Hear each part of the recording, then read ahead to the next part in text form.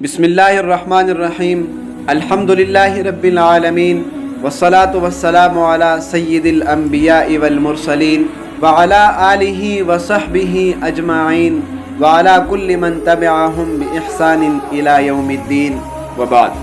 अजीज़ सामीन, आज मैं आपको मुनाफिक की 4 निशानियाँ बताऊँगा, ऐसी निशानियाँ कि जिसके अंदर वो पाई जाएं तो वो पक्का मुनाफिक होता है। मेरे दोस्तों, हज़रत अब्दुल्लाह बिन उमर रज़ी अल्लाह अन्हुमा से रिवायत है, फरमाते हैं कि रसूलुल्लाह सल्लल्लाहु अलैहि वसल्लम ने फरमाया कि 4 आदतें ऐसी हैं कि जिसके अंदर वो पाई जाए वो पक्का मुनाफिक होता है, और अगर किसी में इन 4 में से कोई 1 या 2 पाई जाए वो भी मुनाफिक होता है। पहली बात कि जब उसे अमीन बनाया जाए, जब उसके पास अमानत रखी जाए तो वो अमानत में खियानत करे। दूसरी निशानी, जब बात करे तो झूठ बोले। तीसरी निशानी, जब वादा करे तो वादा खिलाफी करे।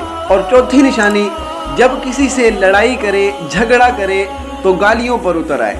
अव्वलन तो लड़ाई करना ही एक बहुत बुरा काम है। बिलफरज वल महाल अगर किसी के साथ लड़ाई हो गई तो वो गालियों पर उतर आता है। तो ये 4 निशानियां ऐसी हैं जिसके अंदर ये 4 पाई जाए, नबी अलैहिस्सलातु वस्सलाम ने फरमाया वो पक्का मुनाफिक है। और अगर इन 4 में से किसी में 1 या 2 पाई जाए तो वो उस ही के मिकदार का मुनाफिक होता है। अल्लाह पाक से दुआ है कि अल्लाह पाक हमें इन बातों से बचने की तौफीक अता फरमाए।